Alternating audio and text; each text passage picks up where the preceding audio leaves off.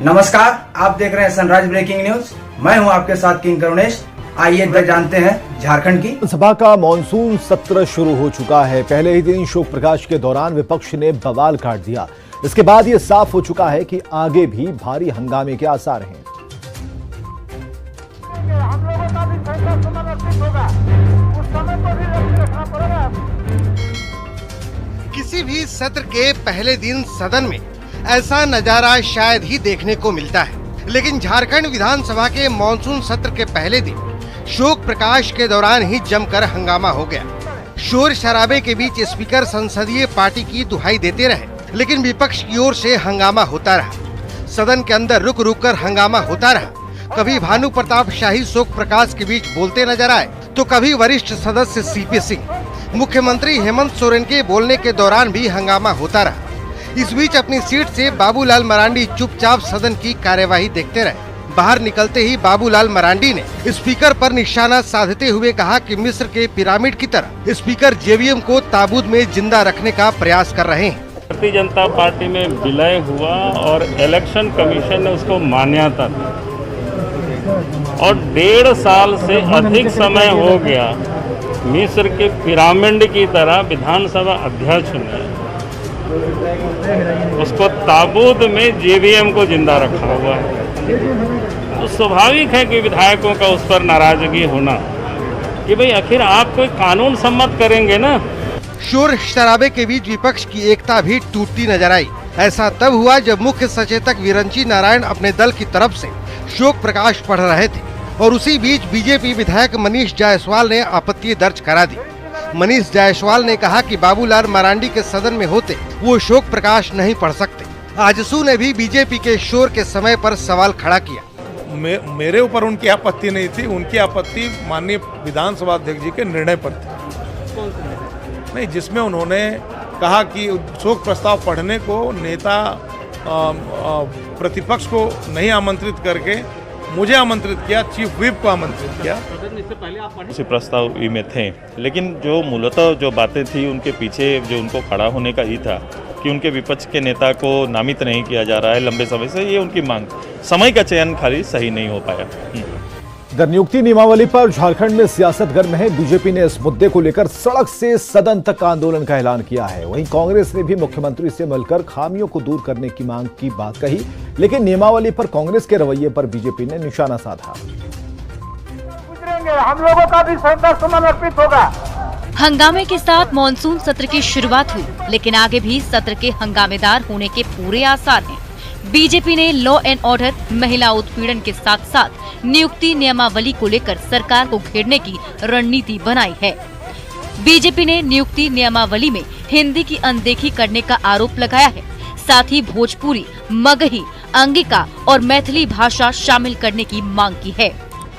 हेमंत सोरेन की सरकार के जन विरोधी, आदिवासी विरोधी, महिला विरोधी नीति के खिलाफ विधानसभा के भीतर भी और विधानसभा के बाहर भी हम इनके खिलाफ आंदोलन हम लोग करेंगे।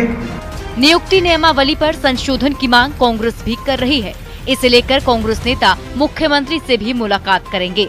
नियोजन में कुछ त्रुटियां थी, जिसमें हमने नियुक्त किया है जो सीएलपी और हमारे प्रदेश अध्यक्ष जी हैं, वो मुख्यमंत्री से जो तमाम लोगों ने, संगठन के लोगों ने और विधायक, माननीय विधायकों ने जो पॉइंट रेज किया है, उनसे उस पर चर्चा करेंगे। कांग्रेस विस्थापन नीति में सुधार, लैंड बैंक को निरस्त करने और ओबीसी को 27% आरक्षण देने की मांग कर रही है, लेकिन बीजेपी ने नियुक्ति नियमावली पर कांग्रेस के रवैये पर सवाल उठाए हैं। प्रदेश अध्यक्ष ने कहा कि उसी कैबिनेट से नियोजन नीति को मंजूरी दी गई, जिसमें कांग्रेस के भी मंत्री हैं। ऐसे में कांग्रेस कोटे के मंत्रियों को इस्तीफा देना चाहिए। मंत्रिमंडल से पास होता है विषय नियोजन नीति का, और उनके मंत्री क्या कर रहे थे? उनके मंत्री कर क्या रहे थे मंत्रिमंडल में कि नियोजन नीति पर आज वो त्रुटि की बात कर रहे हैं, और उसके लिए अध्यक्ष और विधायक दल का नेता उनका कांग्रेस का बात करेगा सरकार से। ये जनता को मूर्ख समझने का काम कर रहे हैं। हेमंत सरकार ने 3rd और 4th ग्रेड की नौकरी के लिए नियमावली बनाई है, जिसमें झारखंड में 10वीं और 12वीं पास करने वाले को मौका देने की बात कही गई। लेकिन वैसे झारखंड के युवा जिन्होंने मैट्रिक या इंटर दूसरे राज्यों में पास किए हैं, वो झारखंड में नौकरी के हकदार नहीं होंगे। इसी पर बीजेपी सवाल उठा रही है। सुप्रीम कोर्ट में झारखंड के डीजीपी की नियुक्ति के मामले में दाखिल अवमानना याचिका पर डीजीपी नीरज सिन्हा को नोटिस जारी किया है। सुनवाई के दौरान अदालत ने झारखंड सरकार की ओर से डीजीपी की नियुक्ति किए जाने पर कड़ी नाराजगी जताई और इस मामले में अब 2 हफ्ते बाद सुनवाई होगी। सुनवाई के दौरान प्रार्थी की ओर से वरीय अधिवक्ता मुकुल रहतोगी ने कहा कि झारखंड सरकार ने डीजीपी की नियुक्ति में सुप्रीम कोर्ट के आदेशों का उल्लंघन किया है। इससे पहले राज्य सरकार ने एमवी राव को प्रभारी डीजीपी बनाया और फिर उन्हें हटाकर नीरज सिन्हा को डीजीपी बना दिया। राज्य सरकार की ओर से ऐसा किया जाना गलत है और इसके बाद राज्य सरकार ने नीरज सिन्हा की डीजीपी के पद पर स्थायी नियुक्ति कर दी। इस पर अदालत ने वर्तमान डीजीपी नीरज सिन्हा को इस मामले में प्रतिवादी बनाते हुए नोटिस जारी किया है। सुप्रीम कोर्ट द्वारा नोटिस जारी होने के बाद बीजेपी ने सरकार पर निशाना साधा। विषयों पर हाई कोर्ट का टिप्पणी, तल्ख कड़ी टिप्पणी, चाहे वो जेपीएससी का मामला हो, चाहे फोरेंसिक अपॉइंटमेंट का सवाल हो, फोरेंसिक एक्सपर्ट्स के का सवाल हो, लेकिन ये सरकार है ही नहीं, ये सर्कस है, ये सर्कस है। और सर्कस में आज सुप्रीम कोर्ट से फिर एक फरमान आ गया। सुप्रीम कोर्ट एपेक्स बॉडी होता है, एपेक्स। शिलान्यास किया। इस मौके पर अर्जुन मुंडा ने कहा कि इन स्कूलों में आदिवासी बच्चों का भविष्य संवरेगा। वहीं विद्यालय के शिलान्यास के बाद अर्जुन मुंडा ने सिमडेगा परिसदन में प्रेस कॉन्फ्रेंस कर राज्य सरकार पर निशाना साधा। उन्होंने कहा कि राज्य में अव्यवस्था का आलम है। अर्जुन मुंडा ने कहा कि रूपा तिर्की की मौत मामले में सीबीआई जांच का आदेश हाई कोर्ट को देना पड़ा, जबकि राज्य सरकार को खुद पहल करनी चाहिए। छोटे छोटे पिंजरों में ठूसे ये बेजुबान ना ठीक से सांस ले पा रहे हैं और ना चहचहा ही पा रहे हैं। शातिर तस्करों ने बड़ी बेदर्दी से हर एक परिंदे के चेहरे और चोंच को कपड़े के टुकड़ों से इस कदर बांध रखा है कि वो शोरगुल क्या मचाएंगे, ठीक से फड़फड़ा तक नहीं पा रहे।